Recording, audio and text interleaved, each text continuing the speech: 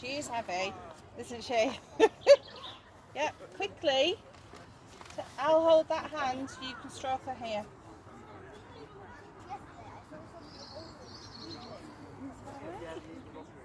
Yeah? She's our European eagle owl. Okay, she's called Henrietta and she's 22. Alright?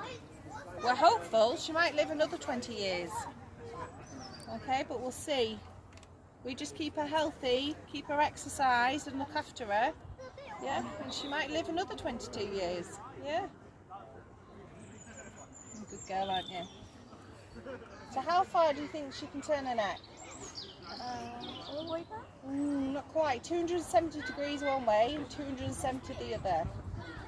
It's because she's got more vertebrae in her neck than we have. Can we turn it here? We'll take a picture.